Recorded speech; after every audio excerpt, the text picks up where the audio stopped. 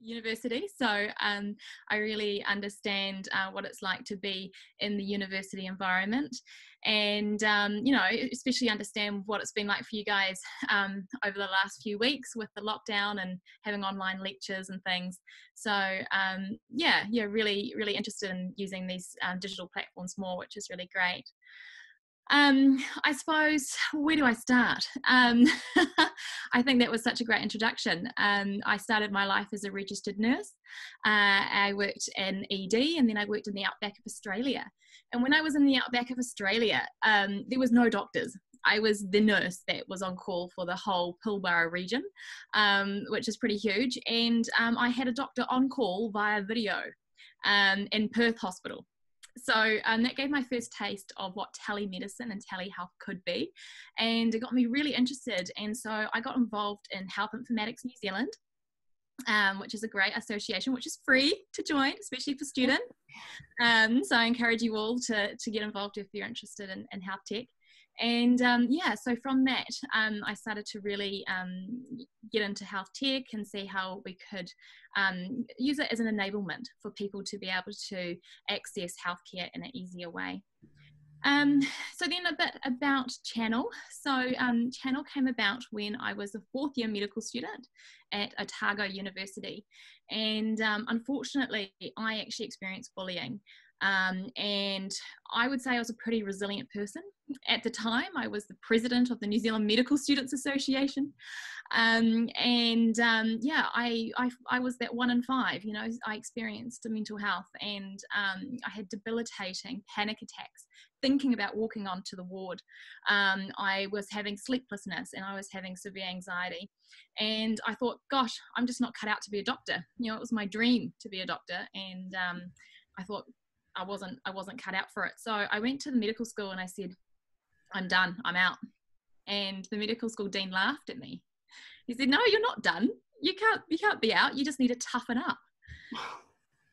Be more resilient, which I've now come to not like that word very much. So I said, okay, well, actually, I don't think the environment that we're in is actually very helpful for our learning. So I think we should do something about it. That's awesome. Yeah. So then we did a national survey of all the medical students in New Zealand. We found that 54% had experienced bullying or sexual harassment whilst on clinical placement.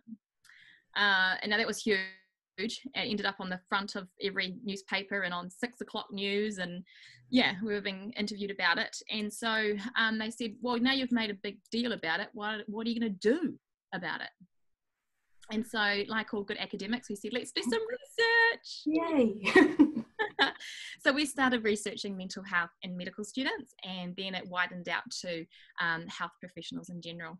So yeah, we've been researching it for the last 4 years, and it's been really exciting. We have a research group in Otago with some, you know, top professors, and me, the little old medical student. I don't know how I ended up on that group, but it was fantastic learning.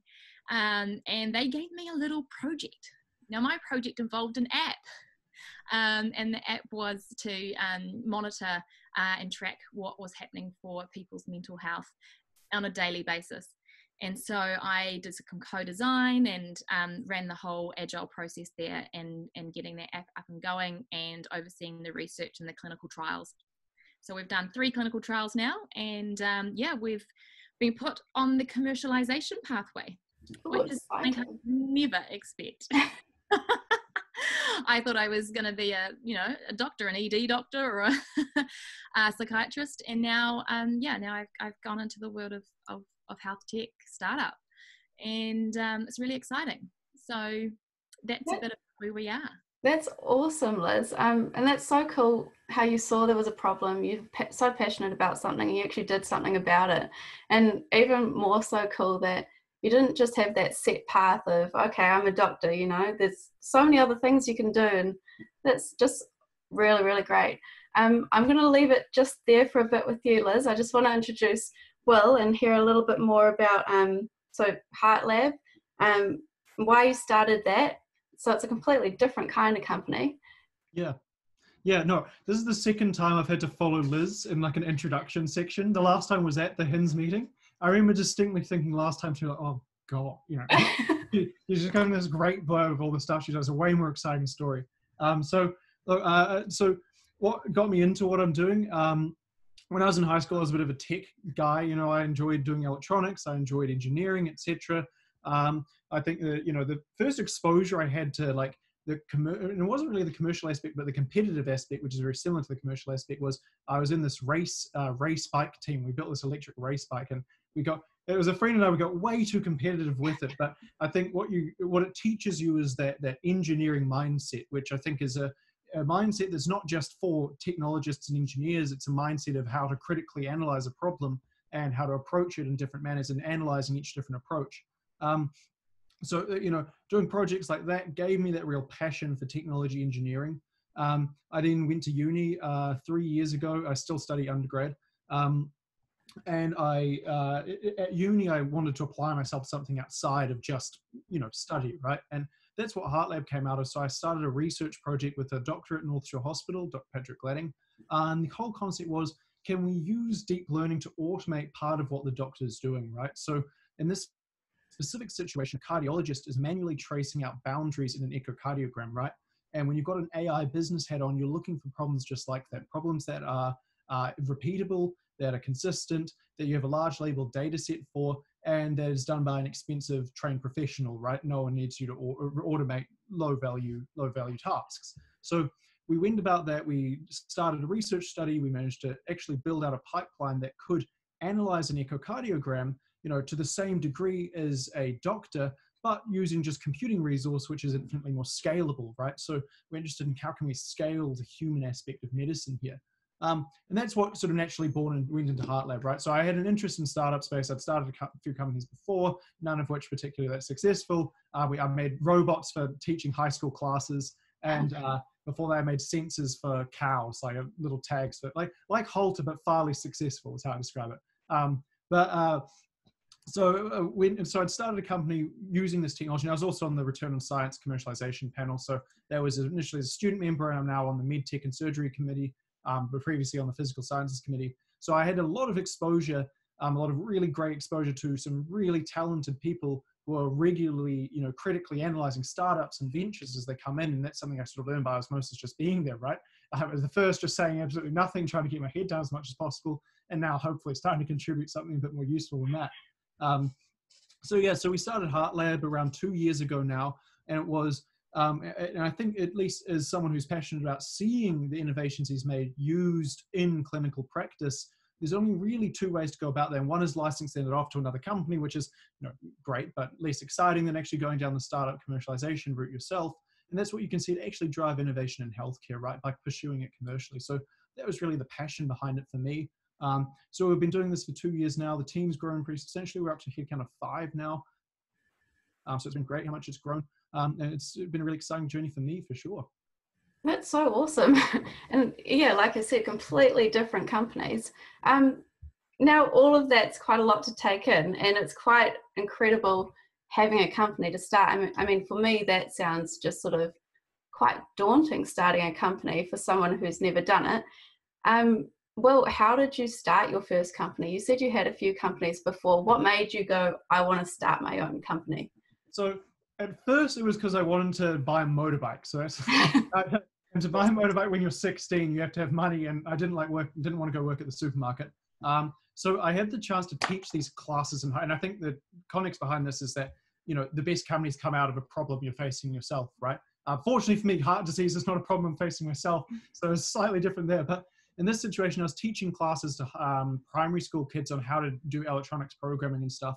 And that was great, but we're using these robot kits you bought out of China. We bought them from like this New Zealand reseller who was buying them out of China. What I realized is that I could buy the same parts out of China for the same price that was like 10 times lower, and then sell them to the education company I was doing the course for the same price, or like 20 bucks less. So that was my first company. That was great, actually. I think that's the highest hourly rate I've ever earned, actually. Better than that was in high school, right? Yeah. That was great. It was only for 2 hours a week, but it was a great 2 hours. So I was teaching classes, and eventually we were like, well, I'm just importing these kits, but we found a lot of problems with it. So the students are actually building robots from a kit set, right? But we figured if we pre-assemble the robots, then the kids are going to get a lot more out of it, because they spend less time screwing around with stuff like putting screws in, which they seem to screw up the most, compared to actually doing the electronics programming, which is what they were there to learn. So we designed our robot from scratch. It was a reasonably simple circuit. And then we got them manufactured in China, and then, to start with, we got the parts from China and then shipped them to Nelson, where I grew up. And I spent all of my high school summer from 2015 to 2016 assembling these robots by hand in a sweatbox shipping container. That was the worst hourly rate I've ever earned. That was like $2 an hour. That taught me a lot about outsourcing. So ever since, then we got the next lot manufactured in China. Unfortunately, there's a market size piece there, and there's only so many kids in Nelson that you can teach to program with, and there's only so many robots you can sell. But that was the first company I started. And it was, it was a lot of fun. I actually think they still use the robots. So oh, awesome. So I guess from there you sort of went, oh, why not do another one? Yeah. So from there, so after that, I was at the end of year 12 in high school, and I didn't want to go back, and I figured if I started a company that was more successful, then I didn't have to go back. So I started a company that was doing remote sensing for agriculture, so sensors for cows, for farms, etc. And I sold a few of those, and I dropped out of high school after that, which is interesting. So I've gone from high school dropout to university researcher, but not a typical pathway. But yeah, so straight out of high school, I spent that year going around selling those sensors, and I had a bit of success there. But again, I was reasonably immature in my commercialization and business understanding, right? But it taught me a lot, and it taught me those business fundamentals of what it's like to actually build something, get an invoice paid. And I think that it's a step I think that's missed in a lot of startups to date, is that, a lot of high growth startups, at least, the people don't quite understand the pain of just getting someone to pay an invoice and pay it on time, etc. Yeah. Wow. That's really, really great sort of hearing how you start something from the start. And I also want to go on with that with Liz. I think you did talk about this a bit, Liz, and how you saw your problem and you really wanted to do something about it, and you were passionate about it. Could you walk us through sort of how you got it into the company from start, sort of how, the people you reached out to, the team who brought it all together, and just sort of the roles everyone played and what you learned along the way? Yeah, sure. Well, that's so inspiring. Oh my gosh, you're really got that entrepreneurial streak in you. Yeah, 12. Thank you. I really don't think I was interested in anything like that at high school. That's amazing. So I suppose it has been a very hard, long challenge. The commercialization part, I really underestimated. And I think people that do business degrees, I was kind of like, oh, what even do you guys study? And now I'm like, oh, that's what you study. Whole new appreciation. And so, it's hard actually coming from, a STEM kind of background like science. It was quite hard to get my head into the sales and the business and the financial modeling and all of that stuff. And so it's been a really steep learning curve. One good thing for me is that my husband, he was a builder, and he started his own business at 20. Wow. Yeah, and he was in the Deloitte Fast 50, which is like a fast growing company competition, and he took that out twice in a row, and he exited his company a couple of years ago. So I've seen how he's done it, and I've kind of learned a bit. I also, when I went to medical school, I made him do his MBA. So that was handy. So I was like reading all his assignments and kind of learning secondhand. But it's still, even with that, doing it when the rubber hits the road is actually really, really hard. Yeah. And some key things that have really helped is being mentors, finding people who are not actually that far ahead of you. It's quite good to have them, say someone who's like a year or two more advanced than you, to ask, hey, how did you do this bit? How did you do that bit? Because you can look and see those amazing unicorns and go, oh, how did they do it? It looks so easy. Yeah, it's not. I love that, because I think we're sitting here going, wow, you two are just incredible. How did you do that? And so that's why it's so great hearing about it from both of you, and knowing that it is a process and it is a huge learning experience. And at the start, you don't know what you know now. Yeah. So who were some of the people that you had as mentors? Yeah, sure. Yeah, so back again to HINZ. there was I think it was the president or the chair of the board. His name was Lloyd McCann, and he was the CEO of Mercy Radiology, and big advocate for digital health. And so when he saw my research, he was one of the first people to be like, Liz, people will pay for this. And I was like, no, they won't. He's like, no, you're solving a big problem. That's what people pay money for, is for their problems to go away. And so, yeah, he's like, no, I think you could look at that aspect. And so, yeah, that was probably when I was in my final year of medical school that he sowed those seeds. And then, yeah, he met up with me and said, look, I really think we should do this. And so he came on our advisory board and started doing some of that commercialization. So, yeah, it was really interesting. I think I was thinking about tonight and what I was going to share, and I thought, taking opportunities. So I've actually reached out to a lot of people.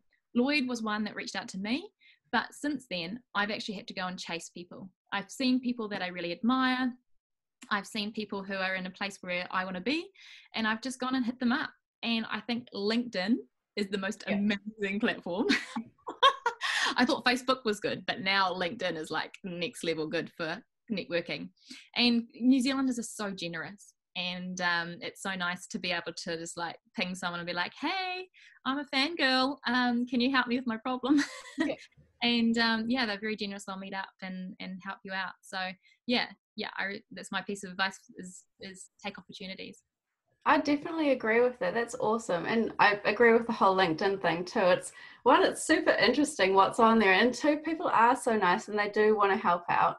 And like you said, sort of people will tell you when you're doing a great job if you do reach out and they want to help you.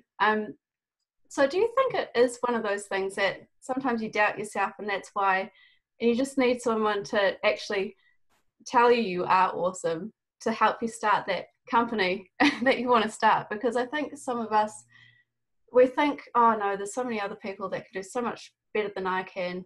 I won't do it. Yeah. I think that Kiwis have got that tall poppy syndrome. And I know for me, and especially in medicine, we call it imposter syndrome, where we really don't think that we're good enough. Yeah. I think that Kiwis are the most innovative people. Like listening to Will's story, flip, I think you've got a problem. You've just got that real innovative mind. And I think that that's something really, really special. And why not? Who said that New Zealand could build rockets? We're building rockets. Mm-hmm. And it's such a cool place to be in the world. That's awesome. Thank you so much for that advice. And I really do advocate that advice too. Just reach out. Now, well, I wanted to have a chat with you about sort of who you've found to help you along the way as well. So was there anyone in particular that really sort of you went to as a mentor? Yeah, see, I think there's definitely different types of mentors I've had. There's that, like, especially in academia and research, it's pretty, there's always really good support mechanisms there, I think, in that you have your supervisor and your research, etc., and they're usually significantly more experienced and they understand problems, and you may think you're better than them a lot of the time, and then they'll sort of prove you wrong in the long run, but you have to usually go figure that out yourself. I've definitely had a couple of very strong mentors along the way, and I think a good one would be Brian Russell. I don't know how many of you guys know him, but he's a very, very big, I don't know, he's a great mentor of mine, and he's from Nelson, lives in Nelson as well, or does live in Nelson, I don't know about. He's an engineering background as well. He sold his company to Medtronic, big acquisition, one of New Zealand's most successful entrepreneurs, and he's a very, he follows a similar style to me. I think he's quite forthright with what he does, etc. There's a lot to learn from him, and definitely having those strong mentors in place has helped me a lot, and not just in the academic sense where it's quite traditional, but also in those, those commercialization business background people, and the people who I think combine the business and the engineering, or the business and the medicine really well, are the ones who generally are the best people to look up to, I think. Yeah, definitely. That's so awesome. And so going off sort of who your mentors were, what was the best piece of advice you think you've received? That's a hard one. I know, I just chucked that straight at you. Yeah. Oh, well. Oh, for me. Sorry, I wasn't sure if it's for listeners. I thought you were just sitting there going, oh gosh. see, there's one bit of advice that's always resonated, and it was and it's probably the reason I'm still at uni. But Brian once sat me down when I was first dropping out of high school, and he said, "Well, if you're as smart as you think you are, you can do both business and high school, business and uni," is what he was saying. And I think that was a bit of important advice for me, at least as someone who's quite ready to not go back into education. I think the other strong bit of advice I've taken is that it's pretty similar to, I can't remember the exact word, but it was similar on the lines of what Liz was saying about always trying opportunities, right? And that you without actually attempting things, you'll never get anywhere. Yeah, absolutely. So a question I have is, being a student is quite time consuming. So you're a full-time student, right? And you have your own company. How do you do it? I wouldn't say that I spend much time. I got this exact same. I was giving this similar talk to the science scholars class. If you know, it's like the second year, like science students at UOA. Okay, cool. And they asked, and I usually only spend 5-6 hours a week studying. So that's how. So it's doable. All of us, just 5-6 hours. It's fine. Yeah. That's not advice I outright recommend for anyone. And it's easier in certain courses than others. For example, I do not think Liz could have got through medical school doing 6 hours a week of study. Oh, I've got you on mute. There we go. Hold on. There we go. Yeah. I have a 2-year-old who's running wild around outside, and I can hear him screaming at the top of his lungs. So apologies, it's that time of the evening. That's all right. Brilliant. We can't see anything because you've got Chnnl, so good move. Love it. Yeah, so I suppose I think the question was around the best piece of advice. And there's two things. There's a whole lot of rhetoric around fail fast. But there's also a bit that I'm learning right now, which is don't give up. That persistence and perseverance. And I think it's really hard. Like most startup owners, they'll either be doing 2 jobs. You can't just survive doing a startup. So for instance, I was working full-time, working 80 to 100 hours a week in the hospital as a junior doctor whilst trying to start this project. And it's really tough. So don't give up. But it's kind of the pathway that a lot of people take, and it's kind of like you can't really get around it. It's that point where you can earn enough money from your company so that you can actually quit your job, but you don't want to do that too soon. So it is that startup grind is really hard. Yeah. I'm just so lucky that I got to the point in November last year where he had enough commercial clients so that I could quit hospital. And yeah, that's really cool. But it took, a good year or so to get there. And it is one of those things. So it is a whole heap of hard work. And I guess when you are taking on all these opportunities and reaching out, you do get stuck with, you're doing 100 million things at once, but it is all worth it. And what was it for you, Liz, that made you you set your eyes on the goal and you didn't want to give up with it? What was it for you that kept you going? Yeah, I just want to really make a difference for people. As a doctor, I could go and on a Monday morning, I'd have to look at the wait list for my psychiatry ward, and there'd be 20 people on the wait list, and there'd be 5 people in ED, and I had 1 bed on the ward, and I had to make a decision about who was going to get that 1 bed. And I thought, gosh, something's got to change. We just can't be the ambulance at the bottom of the cliff. We've got to look at ways to do this differently because people's lives are at stake. And so that's what gets me out of the bed in the morning. That's what gets me working all hours of the day and night. I'm really strict with my scheduling. So I book in like 10-minute slots in my day and write really short emails just to plow through the work because it's important to have work-life balance as well. You can't be a wellbeing advocate and burn out yourself. That's not very helpful.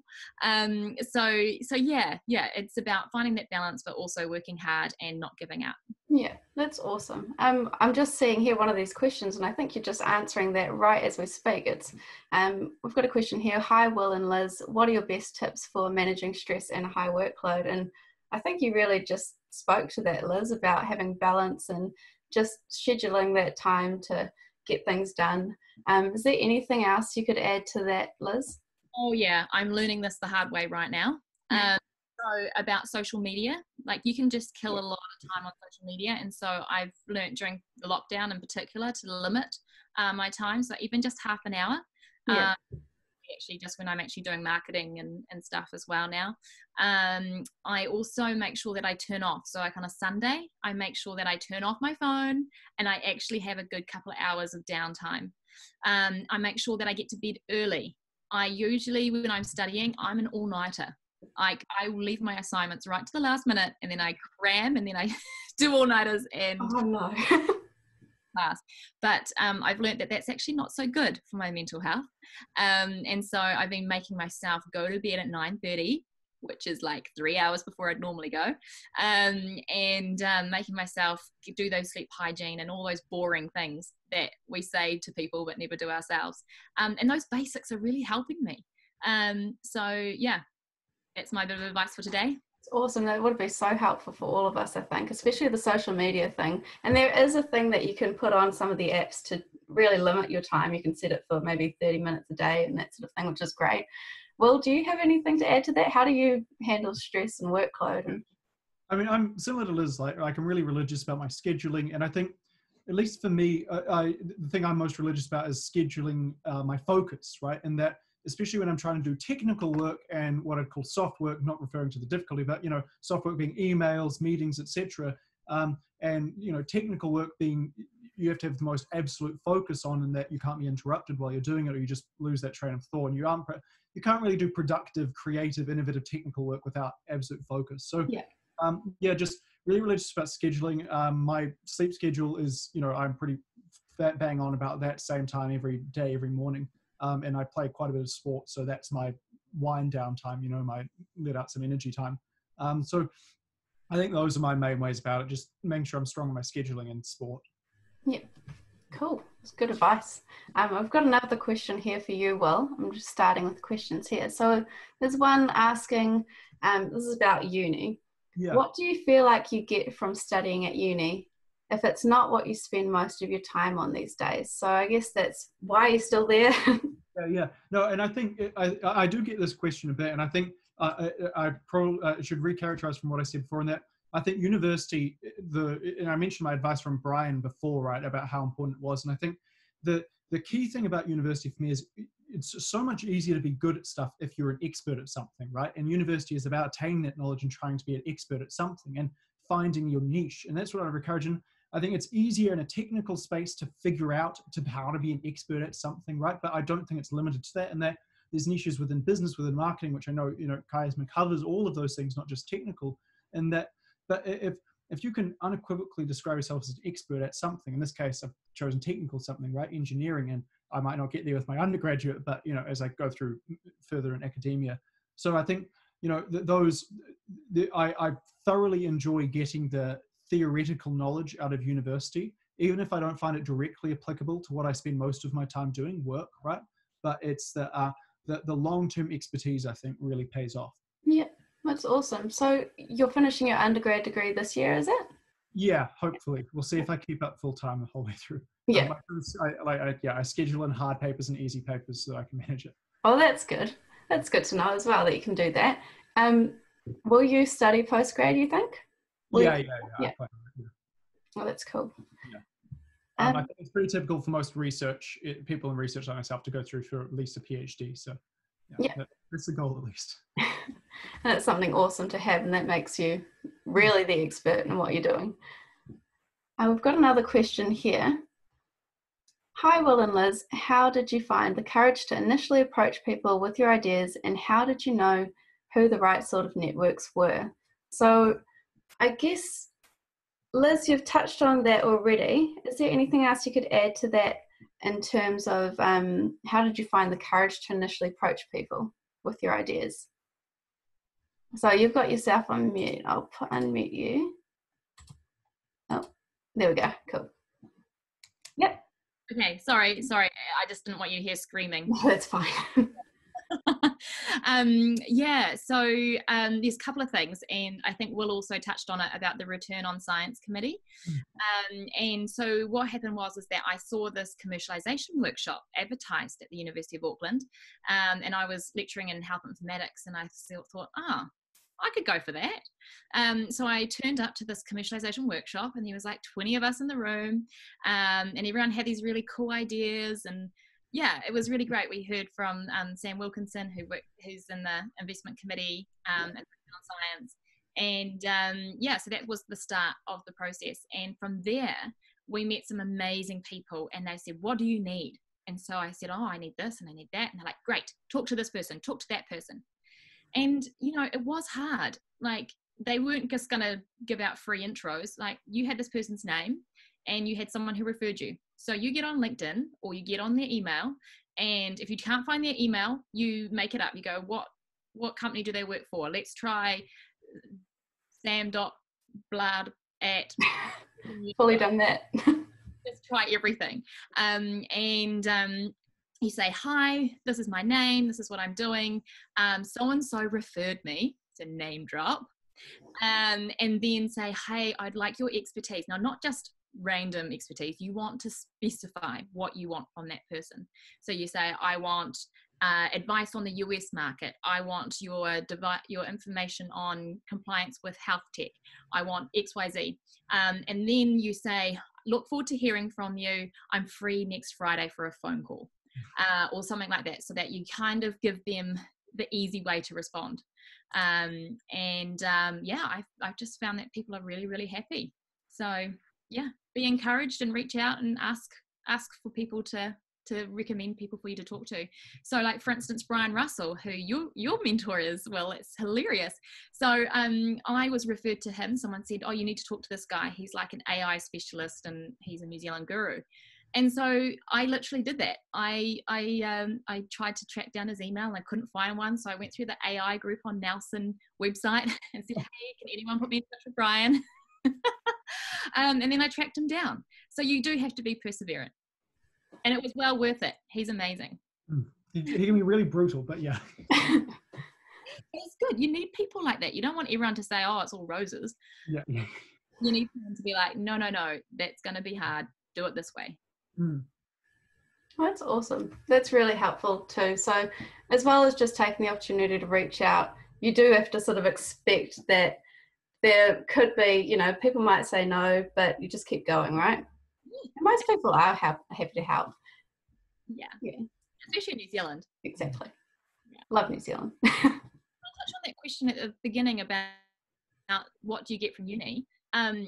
So I did my nursing, and then I did my master's in nursing and did a nurse practitioner. So I'd already done like 6 years of uni, and then I was staring down the barrel of 6 more years.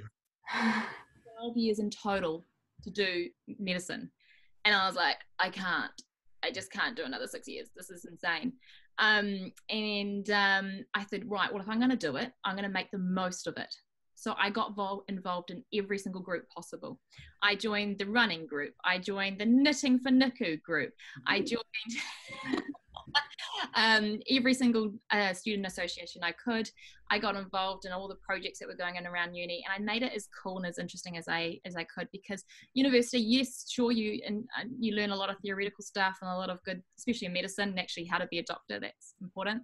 But it was actually those friendships and the networks that I made there as well. And I think, like, you know, when people want to go to Harvard and they want to go to Oxford, half of the reason is that they want to go to campus to meet those other like-minded people and get encouraged and get in that cool ecosystem. So yeah, that's what I would say. If you were looking at another 6 years like I was, just look for those networks.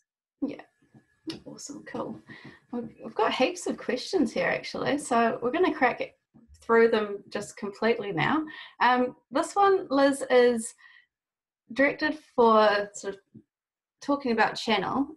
This one says, mobile apps are known to have very low engagement and high churn rate. How to make sure users continuously use app? So this is more I guess a commercialization question for Chnnl, but really interesting actually. So what was the sort of things that you had to really look into for Chnnl when you were looking at commercializing it? Yeah, how long do we have? This is... Just 2 points, 3 points. 1, get a specialist.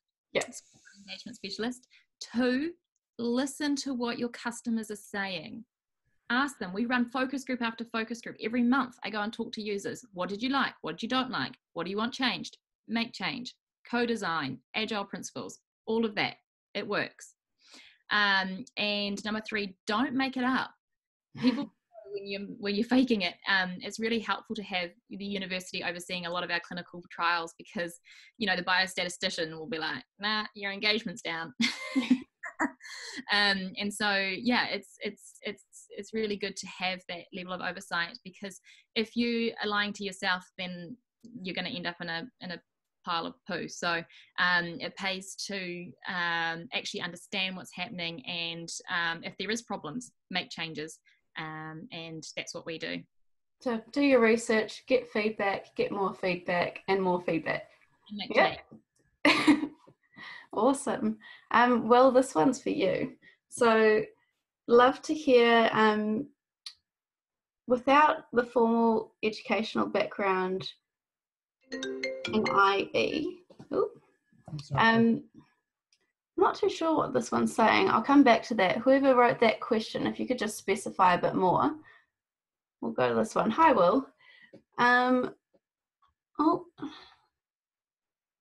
What's your advice for budding STEM entrepreneurs who want to become CEOs without a finance management education at uni? This is an interesting one.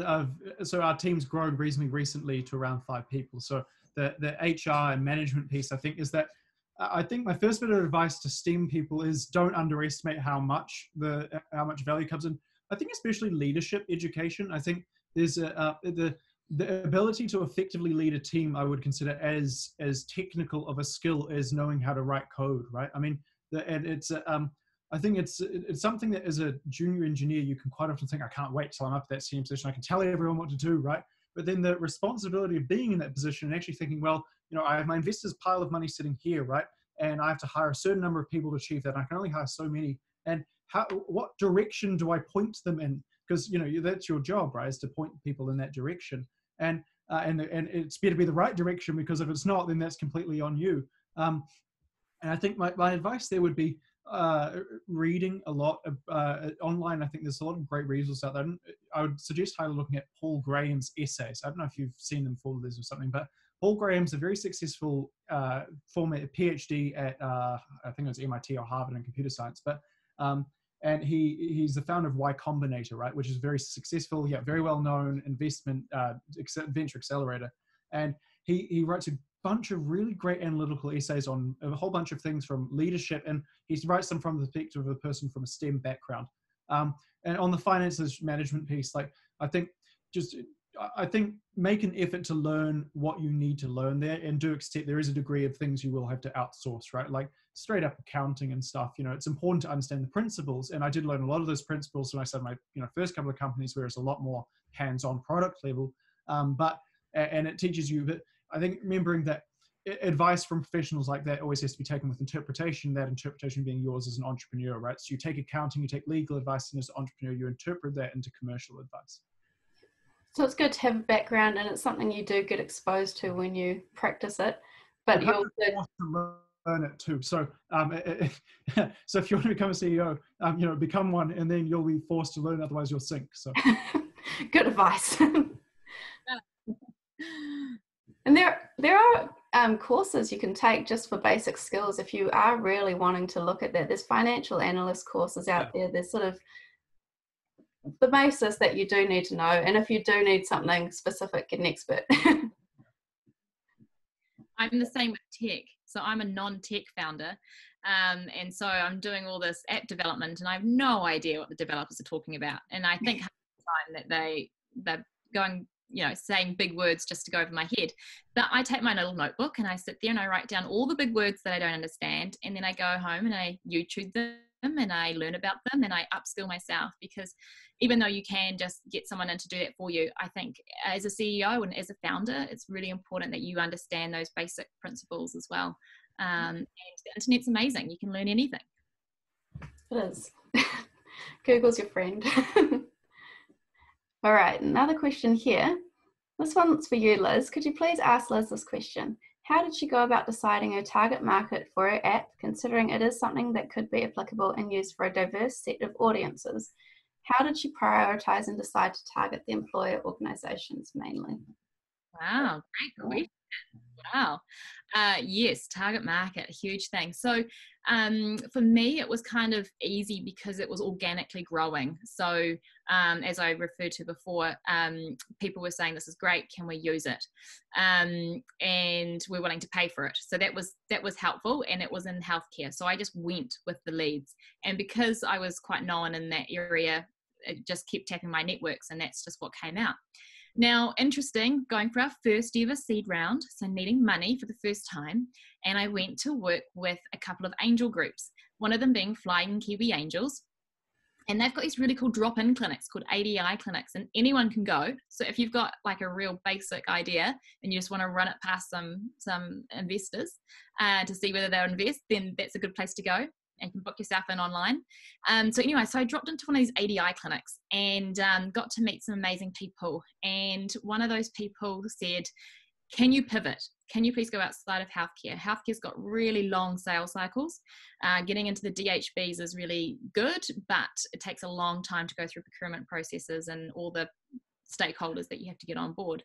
So I said, okay, cool. So November last year, we pivoted and we went out and we went to all the just opened it up and said any large corporates, enterprise-sized companies that want to be monitor the mental health of their employees, and it just rained leads. Like my inbox just blew up. It was huge, and that was really exciting. And we managed to convert quite a lot within 3 months. So we had like Tourism Holdings Limited, Z Energy, Sky City, casinos, Air New Zealand. I was talking with the executives there about it, and it was all good.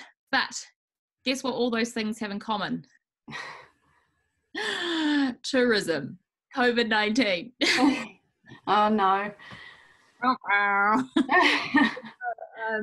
So all of those kind of contracts that we were just about to get signed, all except for the Z Energy one, that actually went up and going, and it was been really interesting to measure mental health during lockdown for service station workers.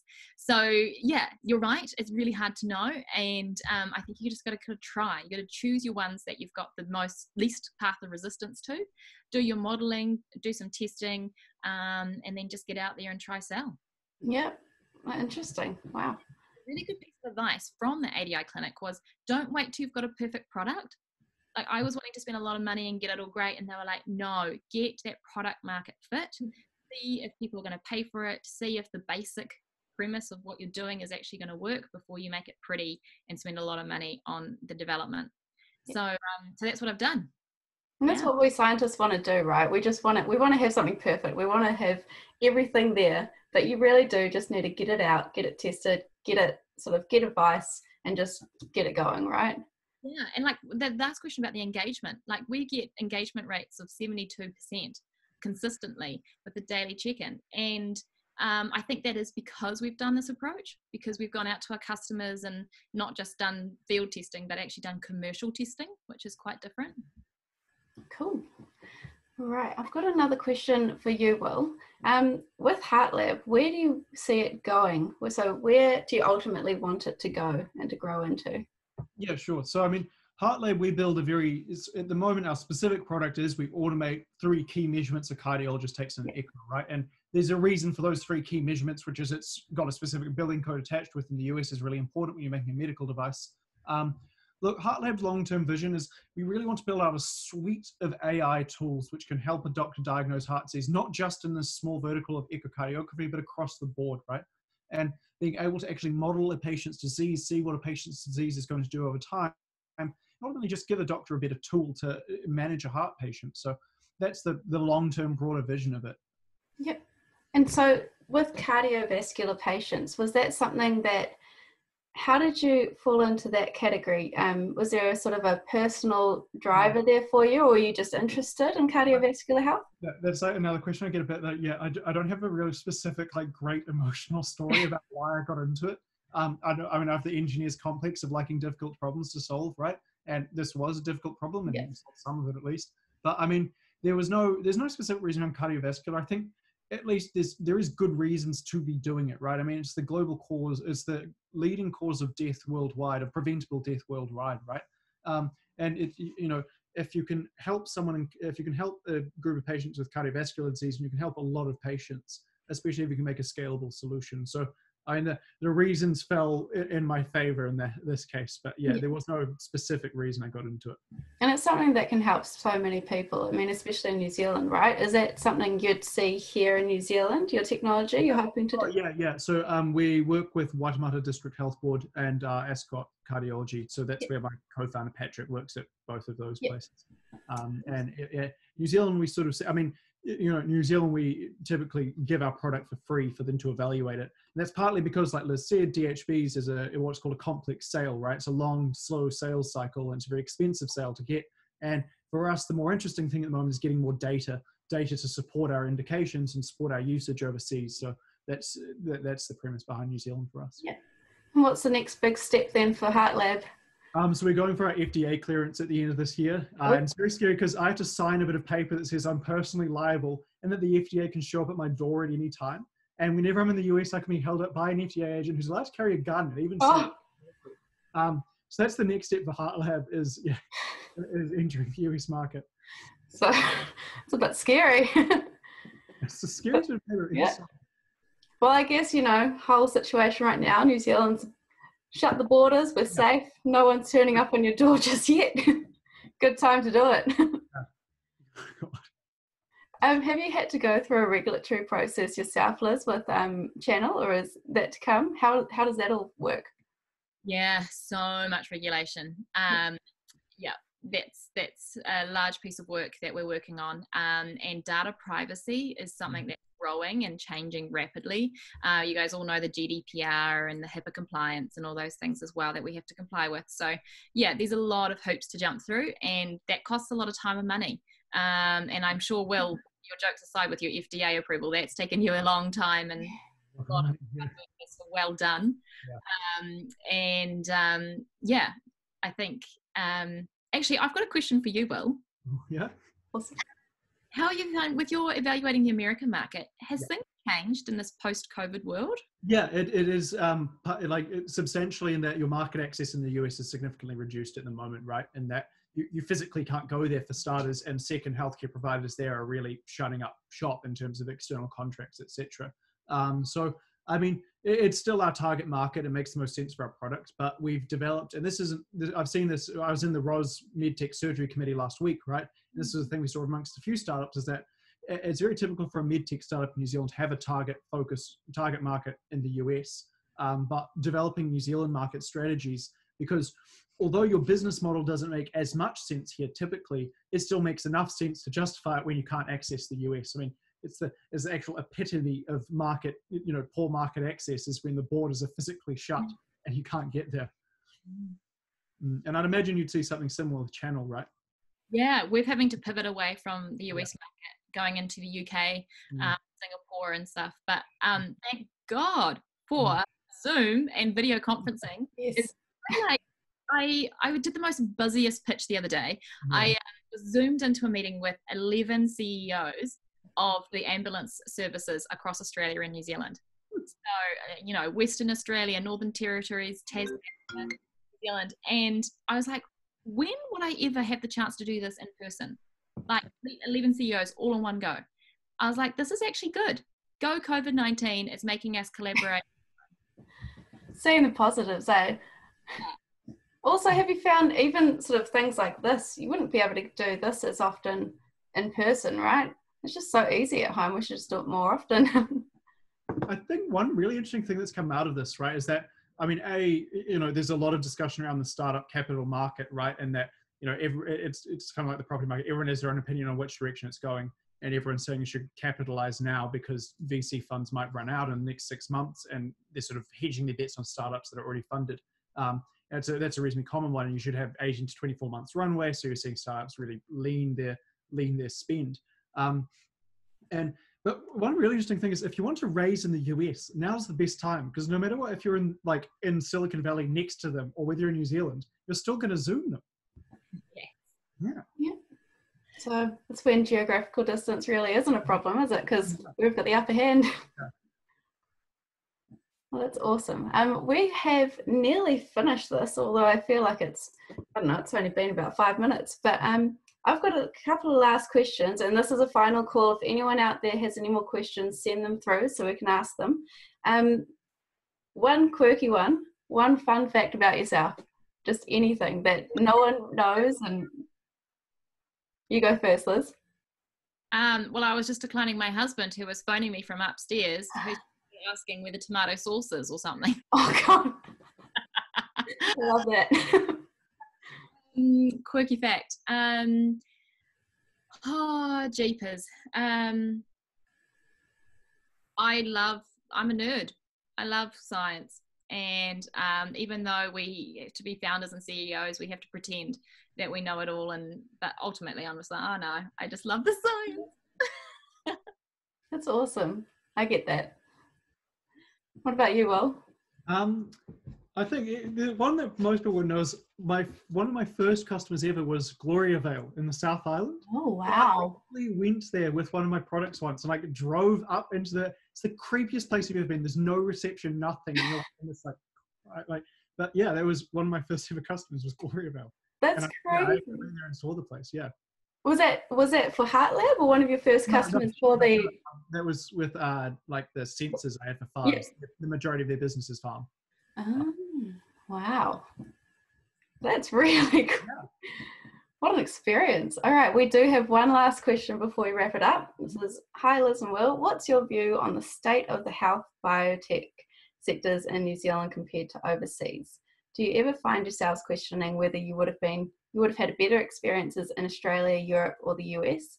And by experience, I mean the journey of starting your own company. So what's it like starting in New Zealand versus if you would have started it overseas? Okay, we'll start with you, Will. Sure. So I think health tech / med tech has the unique problem of requiring quite high, compared to a lot of other startups you could start, it's very capital intensive, right? And so naturally, by the scale of the New Zealand capital market or venture capital market, you're at a disadvantage. And at the US, a typical valuation is 2 to 3 times higher, and the amount of money you'll raise in your first round is 2 times higher typically. So you do have a substantial capital disadvantage for sure being in New Zealand. That being said, there are things you can do well from just about anywhere in the world, and that's being innovative and having good technology, right? And to be fair, no matter what your capital, if you're good and you develop something that's good, you'll be able to sell it.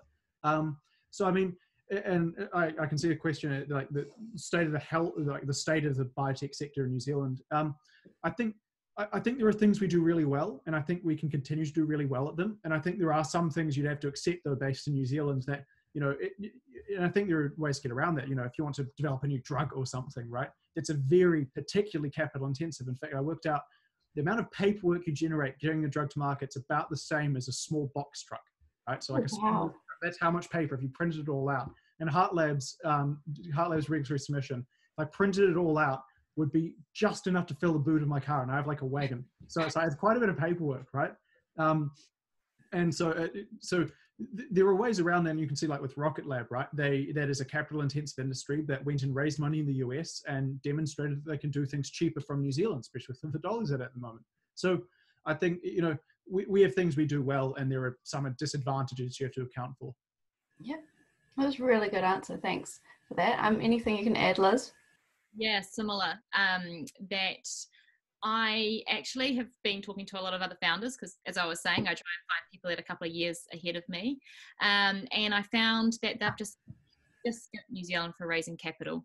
Go to Australia, go to the US. I've got a friend who was raising for a mental health startup as well. Was trying for a year in New Zealand, got really low valuation, was told all these ridiculous advice from these angel investors, then went to the US and managed to get his money within 3 to 6 months. So yeah, it's really interesting.